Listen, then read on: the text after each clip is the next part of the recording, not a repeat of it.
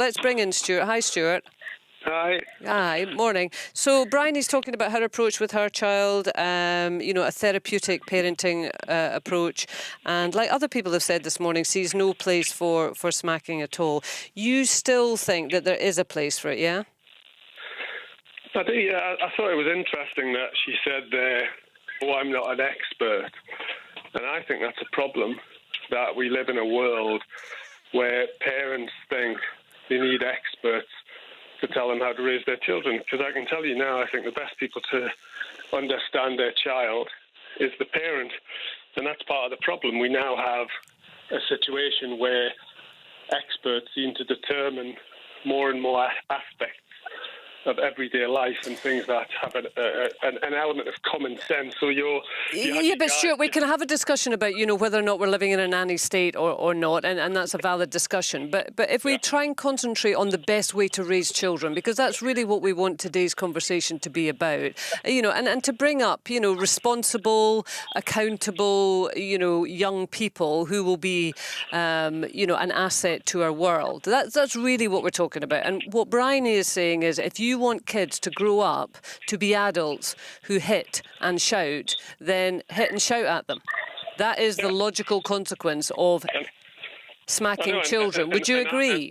And I'm saying the most important thing which we're losing is our own sense of personal responsibility, which is actually undermining or potentially undermining parents' capacity to raise their own children, which is the big issue as far as I can see. And this is not a fait accompli. People should contact their MSPs today and start to try and stop. Sure. Do you think smacking has a role in parenting? Yes. What is that role? Well, I think it can just be used as a form of discipline. I think it's a confused discussion that's being problematised, a very normal part of everyday life. We shouldn't... Could you give us an example where you think it would be appropriate? If a child is out of control, being very, very badly disciplined, or if they're going to run across the road, or, there's lots of ways where when children are being extremely unreasonable, which is, children, should be unreasonable because they're children. That's part of their behaviour. Okay. And it's just, I just don't, it's not... So Bryony, how would therapeutic parenting deal with those situations? Yeah, I think just what I said before. I think Stuart's having a philosophical discussion about the nature of parenting. Your initial contributor who said he was against the legislation, I had some sympathy, although I'm very for the legislation, with what he said when he talked about how parenting,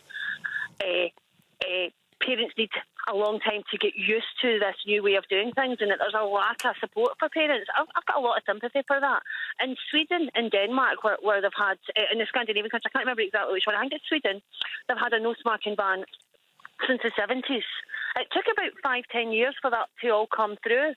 And you see the difference in their schools and in their social outcomes for children already, and you see the difference in parents as well, and they talk really positively about how when that ban came in, how that psychologically switched off for them the ability to do that. I have seen some very good parenting smack children in the most inappropriate ways. It's difficult for me to ever argue that it's okay. Right. So you would see the legislation then being as the first step in a future where at some point down the line it is accepted that you just would not hit a child? Yeah, and, I think lots of people have made the point that it probably won't. How can you police that, what goes on in people's private homes? And, that's true. I think it'll make some difference. I think the next generation will make a much bigger difference. I think the difference will come if you have the type of approach to social world. I was in Sweden at one point, and I saw how they conducted themselves in schools and in terms of health. And their health outcomes and education outcomes are far superior to Scotland. And it's because of some certain community steps that they took. They have community kitchens and schools. They have food. They have counsellors. The children stay in one room even in secondary school. There's many aspects to that different culture. Moving towards that, but ethically, who could really not support this legislation? Stuart, ethically, who could not support this legislation?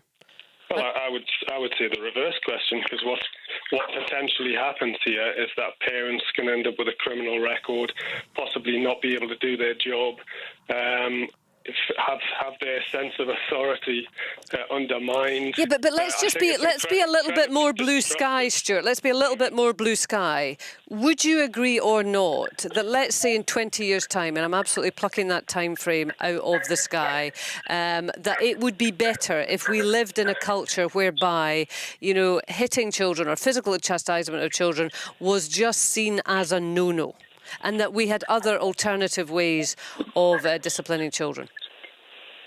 Well, we do have lots but would that be better? Different ways. No, I don't think it would. No, I think it would be a society where we are basically not allowing parents to use their judgment and treating something which is very normal and should not be seen as a form of abuse at all, as a form of abuse. Very, very confusing for parents. All right, now that's interesting. So smacking children, and smacking, I know, how do you define that? But, I think most people have an idea of that. It's not leathering a child, as my grandpa would have said. That smacking a child is normal.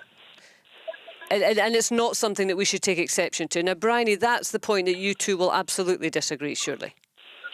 Yeah, and I wonder how far Stuart would go down the leathering line. Well, the law already exists, so that you can't smack a child with an implement or hard on it. This law is about light smacking. So a light. Do you agree with that, Stuart? Do you agree with not being able to hit a child with an implement? Yeah, I'm quite prepared to think if there's a form of abuse, a form of physical chastisement, which is damaging to children. But this is not damaging to children. There is no damage to a child by smacking them on the hand, but there is a huge damage potentially to parents, to families, to communities, to trust between. I mean, who's going to trust their children going to school now if they know that they sometimes smack their child on the hand, and the child might say that to the teacher, and the teacher will have to report that. Right? That is a really, really problematic situation. OK, well, let's just put that back to Bryony. Bryony, so Stuart is saying there is no damage to a child having a smack on the hand. Would you agree with that? I think that's where we fundamentally disagree. I think the evidence is all there to say that there is a damage to a child. And it a light tap on the back of the hand?